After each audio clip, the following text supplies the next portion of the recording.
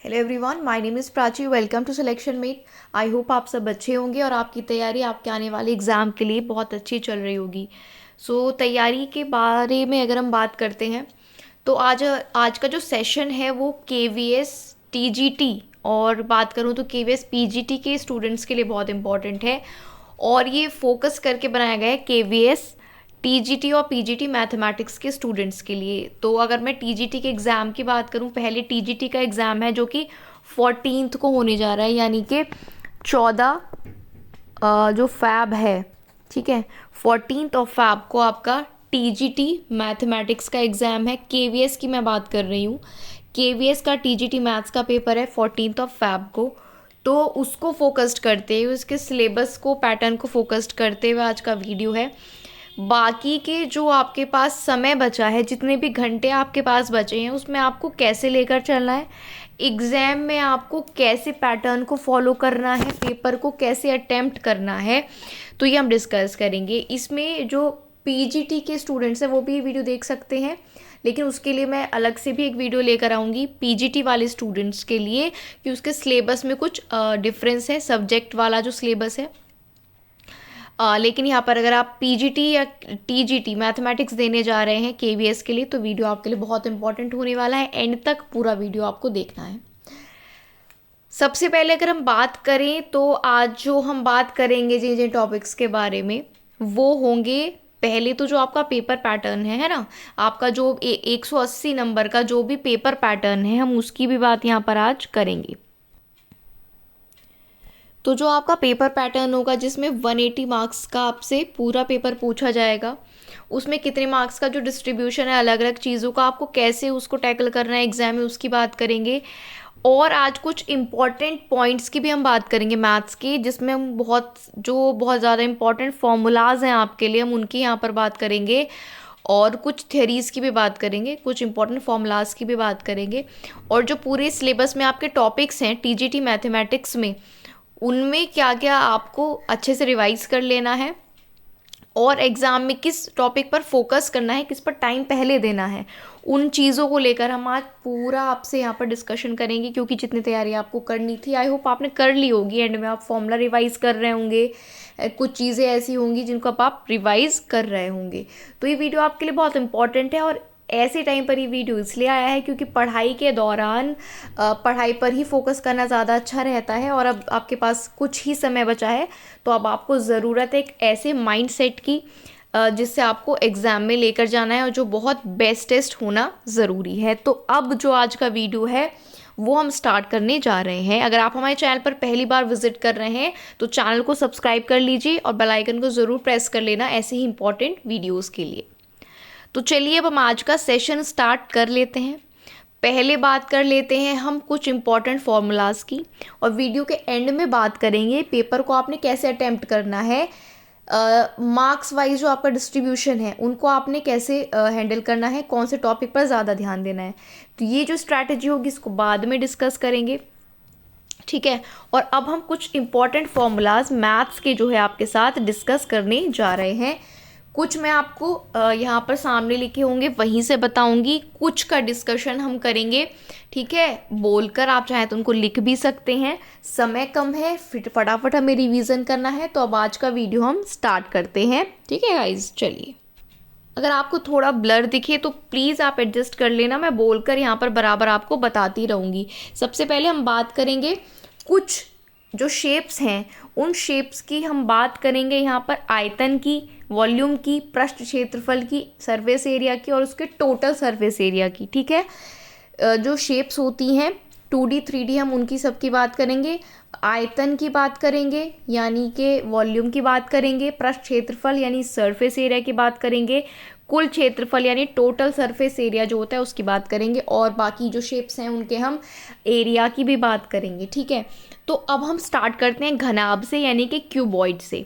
तो क्यूबॉइड यहाँ पर क्विक रिवीजन हम फटाफट से कर रहे हैं, सुनते रहिएगा, ठीक है। कुछ आपको लगे नोट करना है तो नोट भी कर सकते हैं शॉर्ट नोट्स में। घनाभ यानी कि क्यूबॉइड का जो आयतन होता है L into B into H, ठीक है। लेंथ ब्रेड्थ और height, length into breadth into height, लंबाई गुणा चौड़ाई गुणा ऊंचाई, ठीक है। तो घनाभ का आयतन हो जाता है LBH, घनाभ का पृष्ठ क्षेत्रफल होता है 2 into L plus B into H, और LBH आपको पता है। आई होप इतना आप अंडरस्टैंड कर लेंगे, ठीक है, कि क्या क्या है वो बताने में हम टाइम वेस्ट नहीं करेंगे। तो LBH भुजाएं हैं, लंबाई गुणा चौड़ाई गुणा ऊंचाई है, वैसे ही LBH आगे कंटिन्यू है। तो घनाभ का आयतन होता है LBH, घनाभ का पृष्ठ क्षेत्रफल होता है 2 into L plus B into H, और घनाभ का जो कुल पृष्ठ क्षेत्रफल होता है, जो कि एग्जाम में पूछा जाता है, पृष्ठ क्षेत्रफल से ज़्यादा इंपॉर्टेंट है कुल पृष्ठ क्षेत्रफल, तो वो होता है 2 into LB plus BH plus HL। तो ये आप ज़रूर याद रखें। तो ये रिवाइज हो गया होगा आपका। घनाभ यानी कि क्यूबॉइड, आयतन LBH, पृष्ठ क्षेत्रफल 2L plus B into H, और कुल पृष्ठ क्षेत्रफल 2 into LB plus BH plus HL। अब घन पर आ जाते हैं, क्यूब पर आ जाते हैं। क्यूब का आयतन होता है A क्यूब, यानी जो एक भुजा है, क्योंकि सारी भुजाएं समान होती हैं क्यूब की, तो जो एक भुजा है उसका क्यूब, ठीक है। तो घन का आयतन होता है भुजा का क्यूब, भुजा का क्यूब कर दीजिए घन का आयतन। घन का पृष्ठ क्षेत्रफल होता है 4a², इंपॉर्टेंट है। घन का पृष्ठ क्षेत्रफल 4a², और घन का कुल पृष्ठ क्षेत्रफल 6a² होता है, याद रखिएगा, ठीक है। घन कंप्लीट हो गया, घन का आयतन A क्यूब, घन का पृष्ठ का क्षेत्रफल 4a², और घन का कुल पृष्ठ क्षेत्रफल होता है 6a²। नेक्स्ट पर चलते हैं। नेक्स्ट हम चलते हैं किस पर?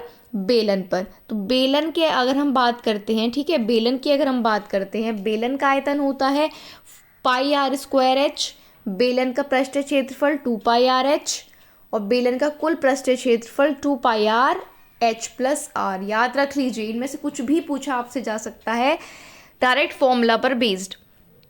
तो बेलन यानी कि सिलेंडर का आयतन πr²h, पृष्ठ क्षेत्रफल 2πrh, कुल पृष्ठ क्षेत्रफल 2πrh प्लस r। शंकु पर बढ़ते हैं, यानी कि कोण। तो शंकु का आयतन होता है 1/3 πr²h, है ना। थोड़ा डिफरेंस है बस बेलन में और शंकु में। बेलन में πr²h, शंकु में 1/3 πr²h। शंकु का पृष्ठ क्षेत्रफल πrl, ठीक है, और शंकु का कुल पृष्ठ क्षेत्रफल πrl प्लस r। l क्या होता है?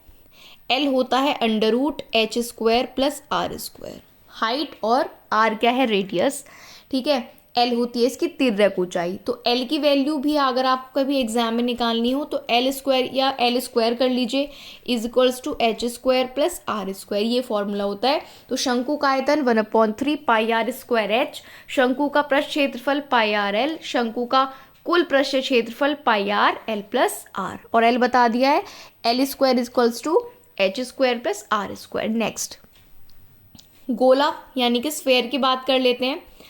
तो गोला यानी स्फेयर की बात करें तो गोले का आयतन 4/3 πr³, गोले का पृष्ठ क्षेत्रफल 4πr², और कुल पृष्ठ क्षेत्रफल भी 4πr² ही होता है। गोले का आयतन 4/3 πr³, गोले का पृष्ठ और कुल क्षेत्रफल 4πr²।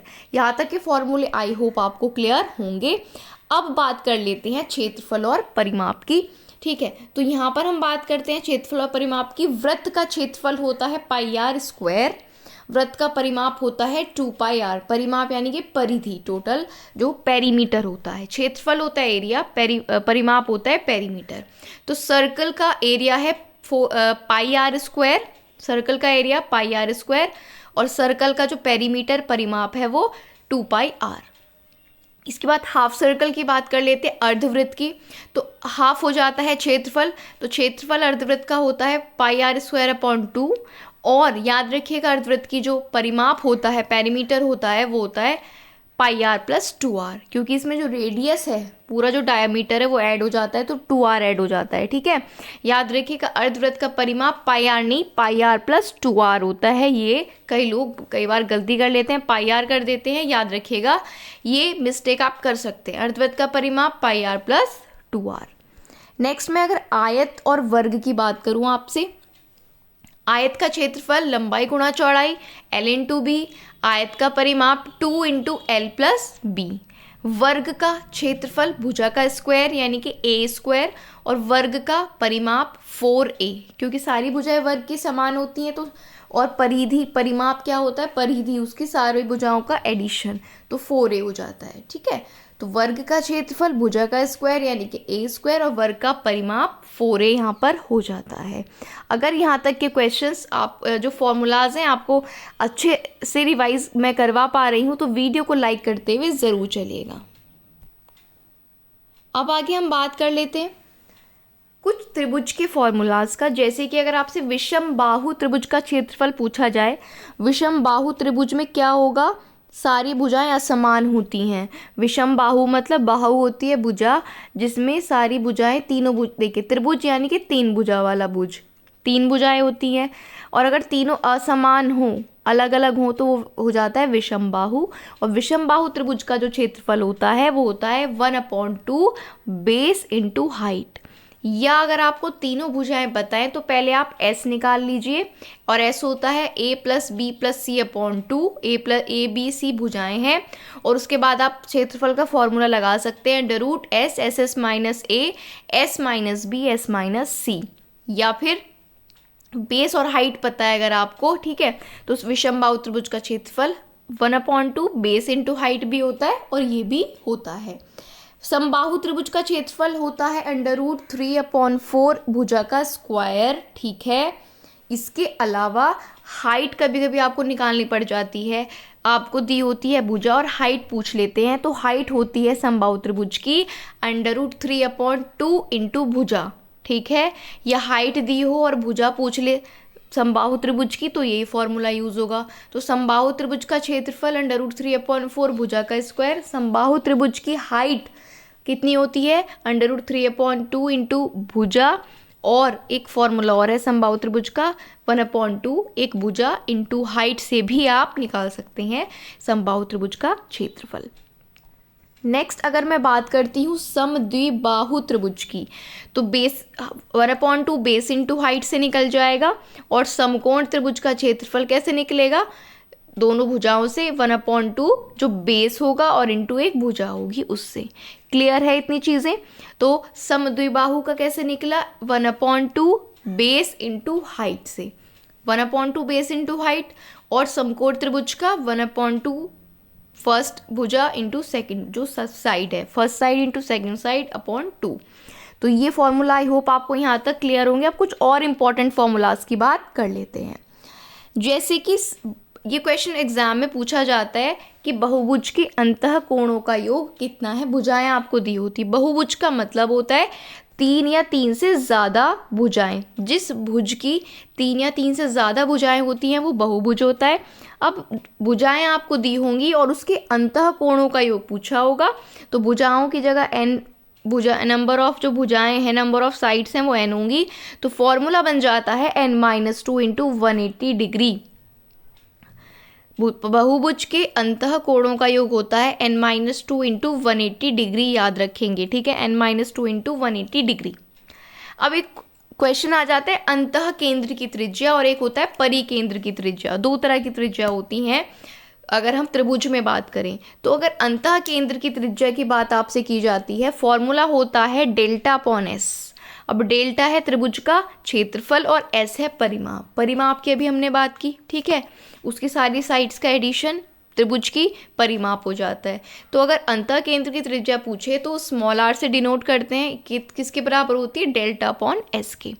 अगर हम बात करते हैं परिकेंद्र की त्रिज्या की, जो कि कैपिटल आर से हम डिनोट करते हैं, परिकेंद्र की त्रिज्या वो होता है ABC/4 डेल्टा। डेल्टा क्या है आपका, त्रिभुज का क्षेत्रफल, और ABC क्या है, त्रिभुज की भुजाएं। तो परिकेंद्र की त्रिज्या आर बराबर कितनी होती है, ABC/4 डेल्टा।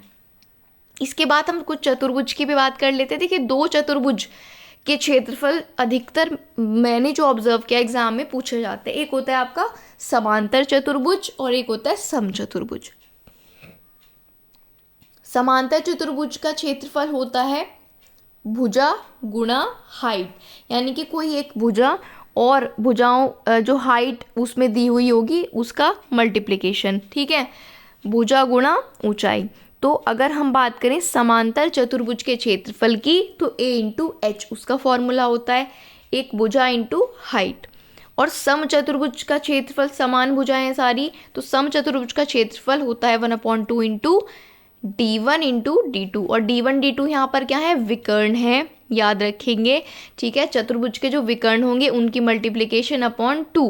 तो याद रखिए समांतर चतुर्भुज का क्षेत्रफल a इंटू एच, सम चतुर्भुज का क्षेत्रफल 1/2 d1 इंटू d2। तो इतना आपको क्लियर हो गया होगा, ठीक है। ये जो फॉर्मूला यहाँ पर मैंने बताए हैं आपको अच्छे से रिवाइज हो गए होंगे, ठीक है। अब आगे बात करते हैं, अब कुछ इंपॉर्टेंट चीज़ों का डिस्कशन हम कर लेते हैं। जैसे कि देखिए आपने सुने होंगे शीर्षाभिमुख कोण, है ना, आमने सामने वाले जिनके शीर्ष क्या होते हैं, एक दूसरे की तरफ होते हैं। तो जो शीर्षाभिमुख कोण होते हैं वो आपस में बराबर होते हैं। जैसे आपके पास ये कोण है, ठीक है, तो यहाँ पर ध्यान से देखिएगा, ये वाला कोण का शीर्ष इसकी तरफ है तो ये दोनों आपस में बराबर होंगे, और ये वाला कोण आपस में बराबर होते हैं। इनको बोला जाता है शीर्षाभिमुख कोण। याद रखिएगा, शीर्षाभिमुख कोण क्या होते हैं, आपस में बराबर होते हैं। ये वाला इसके बराबर होगा और ये वाला इसके बराबर होगा। क्लियर है। दूसरी चीज़ क्या है, आपके एक आ जाती है एकांतर कोण। एकांतर कोण क्या होते हैं, जो ये वाला कोण है और ये वाला कोण है, तो जो एकांतर कोण होते हैं वो भी आपस में क्या होते हैं, बराबर होते हैं। ये कोण जितना होगा ये कोण भी उतना ही होता है। तो एक तो शीर्षाभिमुख कोण बराबर होते हैं, और एक जो एकांतर कोण होते हैं वो भी आपस में क्या होते हैं, बराबर होते हैं। तो ये चीज़ भी आपको क्लियर हो गई होगी। एक चीज़ की और बात करें अगर, देखिए एक त्रिभुज होता है जिसमें हर एक कोण 90 डिग्री से कम होता है। तो अगर त्रिभुज में हर एक कोण 90 डिग्री से कम हो तो उसे कहेंगे न्यून कोण, ठीक है। उसकी एक भुजा A है, एक B है और एक C है, ठीक है। तो उसकी जो दो भुजाएं होंगी उनके स्क्वायर का जो एडिशन होगा वो हमेशा बड़ा होगा तीसरी भुजा के स्क्वायर से। ये किस में होता है, न्यून कोण में, जब हर एक कोण 90 डिग्री से कम होता है। न्यून कोण में क्या होता है, हर एक कोण 90 डिग्री से कम होता है, तो दो भुजाओं की जो भुजाएं हैं दो, उनके स्क्वायर का एडिशन ज़्यादा होता है तीसरी भुजा के स्क्वायर से। नेक्स्ट पॉइंट हमारे पास क्या है, नेक्स्ट पॉइंट है जिसमें एक कोण 90 डिग्री से ज़्यादा होता है, ठीक है, उसको क्या बोलते हैं, अधिक कोण बोलते हैं।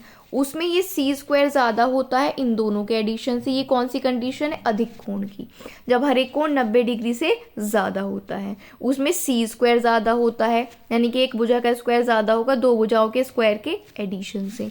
तो यहाँ तक ये जो पॉइंट मैंने आपको बताया है, ये चीज़ जो बताई हैं ये भी आपको क्लियर हो गई होंगी।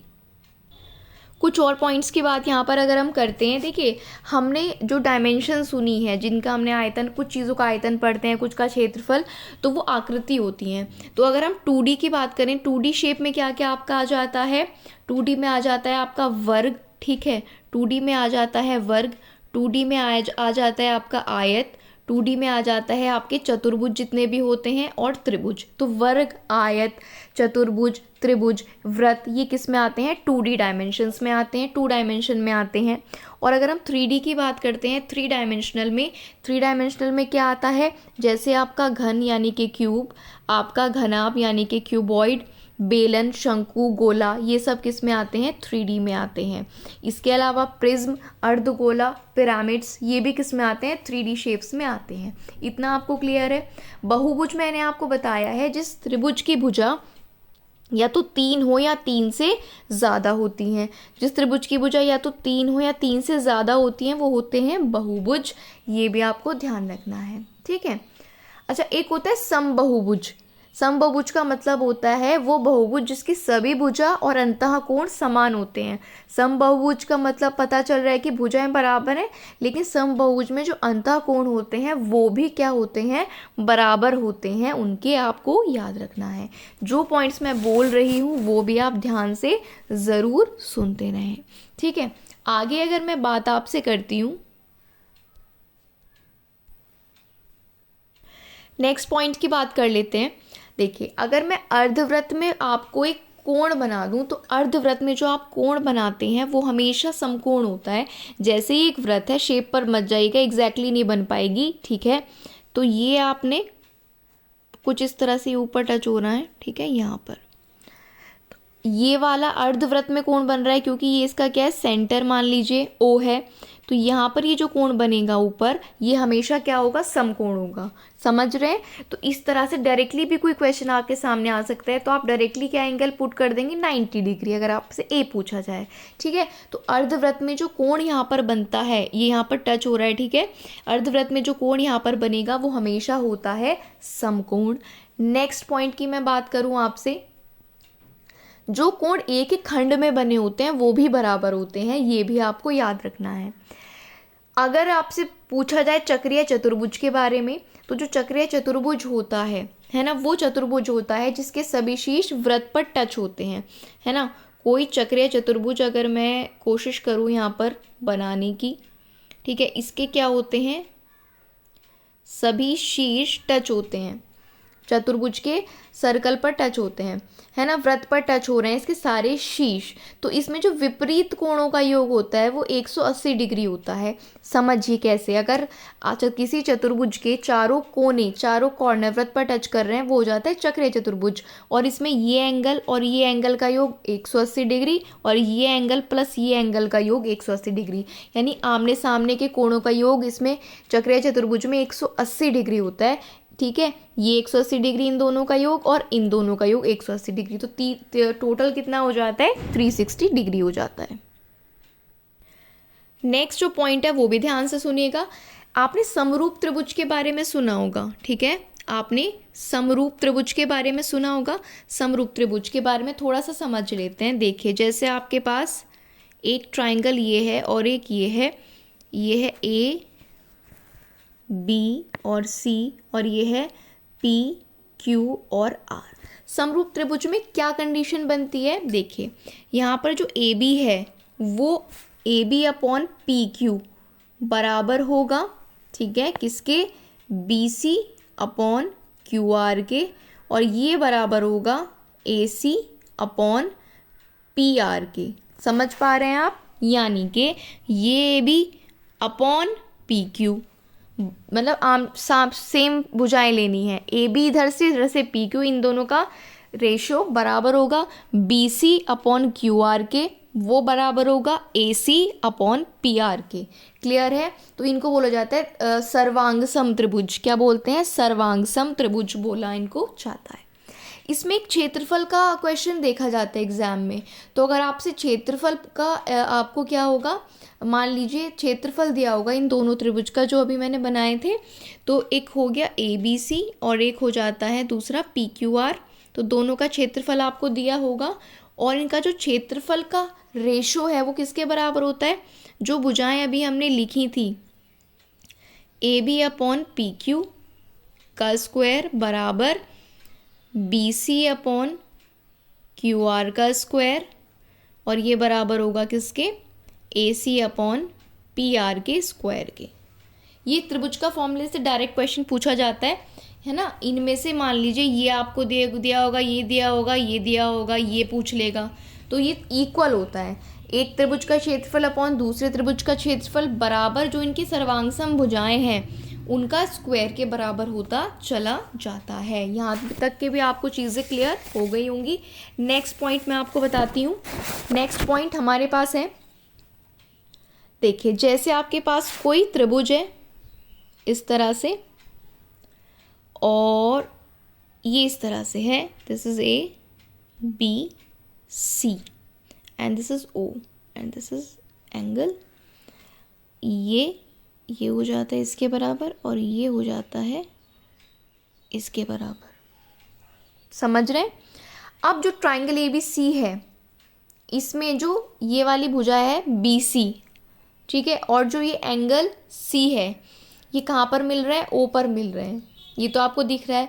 अब यहाँ पर सीधा आपसे एंगल अगर ओ पूछ ले, अगर यहाँ पर सीधे एंगल ओ पूछ ले जिसको हम बोलेंगे बी ओ सी, ठीक है, यहाँ पर अगर ये ओ बी ओ सी आपसे एंगल पूछ ले तो आप क्या करेंगे, जब ये ओ त्रिभुज के अंदर आ रहा होगा, डायरेक्टली याद रखिए, जब ये ओ इस त्रिभुज के अंदर आ रहा होगा और ये कंडीशंस होंगी सेटिस्फाई कि जो ये बी सी है और ये एंगल सी है इनके समद्विभाजक कहाँ पर मिल रहे हैं, ओ पर, BC का समद्विभाजक, BC का, इस लाइन का, और एंगल C का समद्विभाजक दोनों कहाँ पर ऊपर मिल रहे हैं, अगर ये कंडीशन है और आपसे एंगल BOC पूछे तो 90 डिग्री में, 90 डिग्री में आपको हमेशा ऐड करना है इस एंगल A का हाफ, अगर ये अंदर बन रहा है तो। इसका क्योंकि बाहर भी बनता है उसका भी मैं फॉर्मूला आपको बताऊंगी। अगर ये कंडीशन सेटिस्फाई कर रहा है, BC का और एंगल C के समद्विभाजक O पर मिल रहा है, तो जो यहाँ पर एंगल BOC होगा वो हमेशा आप 90 डिग्री में ऐड कर देना इस एंगल A का हाफ। मान लीजिए एंगल A आपको दिया हुआ है, एंगल A आपको 80 दिया हुआ है, तो 80 का आप कर दो आधा यानी कि 40 और 90 में ऐड कर दो, तो 90 और 40 130, इस तरह से। इसी में सेकंड कंडीशन क्या होती है, कुछ इस तरह से होती है कि ये आ रहा होता है बाहर BOC, ये हो जाता है A, और ये सेम कंडीशन जैसे हमने पहले बनाई थी। तो यहाँ पर जो BOC होगा उसको आप 90 डिग्री माइनस एंगल A/2 करेंगे, ठीक है। बाहर बन रहा होगा तो 90 में से माइनस कर देना एंगल A का हाफ, और अंदर बन रहा होगा तो A के हाफ को आपने 90 में प्लस कर देना है। यहाँ तक की जो चीज़ें हैं आपको क्लियर हैं, ठीक है। तो लाइक ज़रूर करते रहिएगा वीडियो को। अब फटाफट हम बात कर लेते हैं पेपर को कैसे अटेम्प्ट करना है और क्या आपका यहाँ पर मार्क्स डिस्ट्रीब्यूशन है उसको देखते हुए। ये जो फॉर्मूलाज बताए हैं आई होप आपका रिवीजन अच्छे से हो चुका होगा इनके द्वारा। तो चलिए, 180 मार्क्स का आपसे TGT का पेपर आपसे पूछा जा रहा है, पहली बार सब्जेक्ट को इंट्रोड्यूस किया गया है, तो उस पर भी थोड़ा हम देखेंगे किस तरह से वो प्रश्न आपसे पूछे जा सकते हैं। 10 नंबर की हिंदी और 10 नंबर की इंग्लिश आपसे पूछी जानी है। जनरल अवेयरनेस और करंट अफेयर 10 मार्क्स का पूछा जाएगा। 5 नंबर की रीजनिंग होगी, 5 का कंप्यूटर होगा। तो ये कितने मार्क्स हो गए, 20, 30, 40 देखिए 40 नंबर तो ये हो गए आपके, और 40 की आपसे पूछी जाएगी पेडागोजी, यानी आपके सब्जेक्ट के अलावा आपके पास 80 नंबर हैं। और आप विश्वास मानिए 80 नंबर बहुत हैं आपके लिए, और कोशिश करिएगा इन 80 में से आप मैक्सिमम मार्क्स को गेन करें। मैं आपको कोई कट ऑफ नहीं बता रही हूँ, ठीक है, लेकिन आपको देखिए सबसे पहले तो बात जो पेपर अटेम्प्ट करने की है, ये जो 80 मार्क्स का पेपर है आपको जल्दी से जल्दी इसको अटेम्प्ट करना है। ये जो ऊपर का 40 है ये तो आप बहुत जल्दी कर ही लेंगे, Hindi, English, CA, current affairs है ना, रीजनिंग और कंप्यूटर। पेडागोजी में थोड़ा क्वेश्चन समझने में टाइम लग जाता है, लेकिन अपनी अंडरस्टैंडिंग को आप थोड़ा फास्ट रखिएगा, क्वेश्चन रीड करने की जो आपकी कैपेबिलिटी है उसको अच्छा रखिएगा, ठीक है। तो पेडागोजी में आपको क्या करना है, क्वेश्चन जल्दी भी पढ़ना है और समझ के। ऊपर का 40 का पोर्शन हो गया, ठीक है, इसको बहुत कम समय में आपको करना है क्योंकि समय आपका ज़्यादा नहीं लेने वाला है, सॉल्व करने वाला कुछ नहीं है। रीजनिंग के 5 क्वेश्चन आपको सिर्फ थोड़ा बहुत समय लग सकता है, अदरवाइज उसमें भी नहीं लगेगा। तो ऊपर का 40 का तो बहुत कम समय में हो ही जाएगा। अगर हम पेडागोजी की बात करें इसके अलावा, तो 40 नंबर की जो आपकी पेडागोजी है, ऑफ कोर्स क्वेश्चन समझने में पेडागोजी के टाइम लगता है, जिसको आपने सेकंड प्रायोरिटी सेकंड आप पेडागोजी पर आएंगे। 40 नंबर की पेडागोजी है, 40 नंबर भी कम नहीं होते हैं। इन दोनों को मिलाकर जो 80 नंबर बन रहे हैं उनमें से भी आपको मैक्सिमम मार्क्स लेने हैं। तो ऊपर का बहुत कम समय में करने के बाद 40 नंबर का इस पेडागोजी के 40 नंबर के पोर्शन पर आएंगे, और जो आपको देखिए नेगेटिव मार्किंग नहीं है, तो क्वेश्चन तो सारे करने हैं। तो अपनी समझ से जो भी आपने पढ़ा है या अपनी समझ से इन क्वेश्चंस को सॉल्व करिएगा, लेकिन ज़्यादा टाइम भी आप पेडागोजी में वेस्ट मत करिएगा क्योंकि आपको 100 नंबर का अपना सब्जेक्ट भी आगे देखना है। तो पेडागोजी आपकी अंडरस्टैंडिंग पर ज़्यादा निर्भर करती है। अगर आपने कम पढ़ाई भी की है पेडागोजी की तो उसमें कोई टेंशन लेने वाली बात नहीं है। 40 में से कम आधे क्वेश्चंस तो ऐसे होंगे ही जो आपकी अंडरस्टैंडिंग पर बेस होंगे।